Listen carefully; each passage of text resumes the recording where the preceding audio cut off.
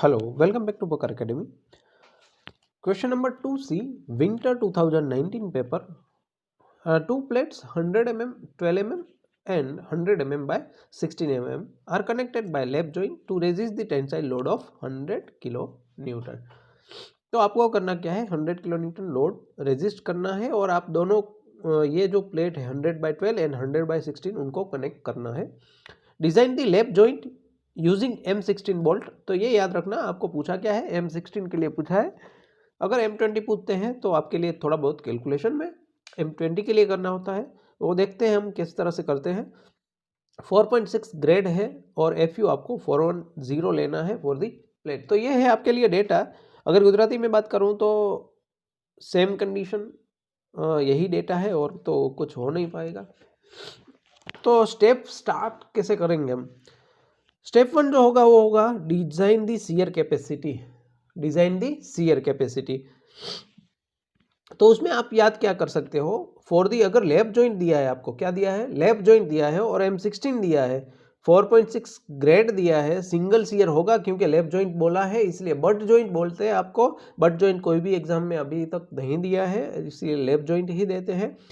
तो अगर 16 की बात करते हैं तो आपको डायरेक्टली DSB याद कर सकते हो, डायरेक्टली लिख सकते हो एग्जाम में, क्योंकि ये 3 मार्क्स के लिए ज़्यादातर एग्जाम्पल आपको पूछते हैं इसलिए.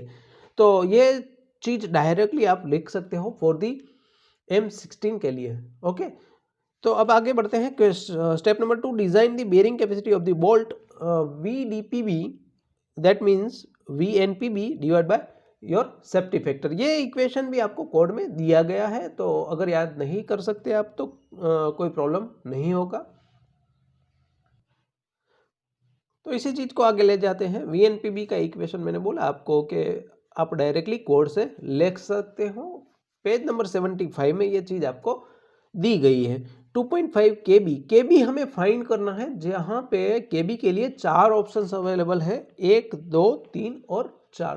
तो 4 ऑप्शंस में से आपको जो भी स्मॉलर वैल्यू मिल रही है वो आपको चूज करनी है. तो पहला ऑप्शन, ये भी पूरी चीज आपको वही पेज नंबर 75 पर मिल जाएगी, तो देख लीजिएगा. ई का मतलब होता है एज डिस्टेंस. जो एज डिस्टेंस का इक्वेशन है 1.7 इंटू D0. 16 mm दिया है तो D0 आपका होगा 18 mm. 2 mm आपको एडिशनली पुट करना है क्योंकि होल जो होगा वो डायामीटर होल का ज्यादा होता है 2 mm.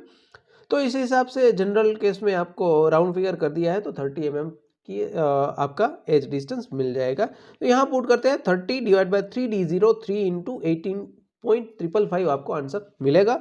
इसी तरह से अगर बात करूं तो ये सेकंड जो इक्वेशन है वहां पे P है, तो P का मतलब होता है पिच डिस्टेंस. पिच डिस्टेंस का इक्वेशन यहां पे लिखा है मैंने 2.5 D.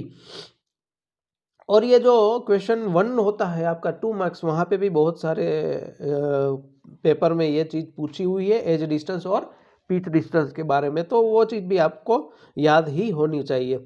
अब pitch distance 2.5 into D, 2.5 into 16, 40 का आपका आंसर मिल जाएगा. तो 40 के लिए आप क्या करेंगे, 40 डिवाइड बाय 3D0 माइनस 0.25, तो यहाँ से आपको 0.49 आंसर मिल जाएगा. और FUB जो होता है वो 4.6 आपको दिया है इसलिए 400, और प्लेट के लिए 410 आपको दे दिया गया है, तो उस हिसाब से आपको 0.97 मिल जाएगा. और यहाँ पे 1 तो आपके लिए इक्वेशन में ही है.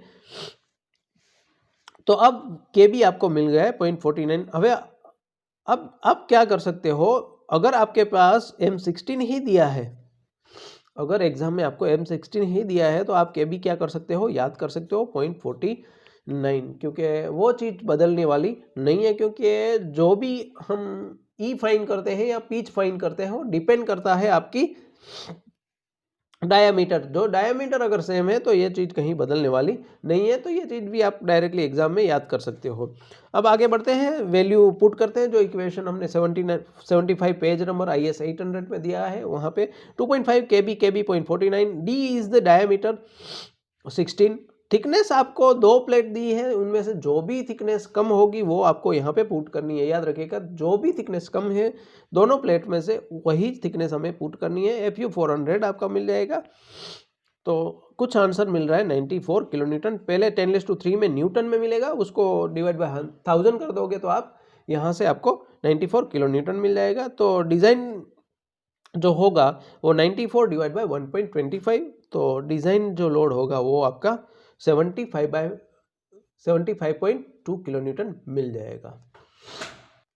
अब आगे बढ़ते हैं बोल्ट वैल्यू। बोल्ट वैल्यू क्या होती है, जो भी वैल्यू है आपके पास DSPB और एक TBB, दोनों में से जो भी वैल्यू कम मिल रही है, यहाँ जो केस था वहाँ पे आपको 29 मिल रही थी, तो दोनों में से जो भी वैल्यू आपको मिल रही है कम, वही आपको बोल्ट वैल्यू हो जाएगा। और नंबर ऑफ बोल्ट अगर फाइंड करना है तो आपको क्या करना है, जो भी लोड दिया है आपको 100 दिया है, डिवाइड बाय जो भी आपकी बोल्ट वैल्यू, ये है आपकी बोल्ट वैल्यू।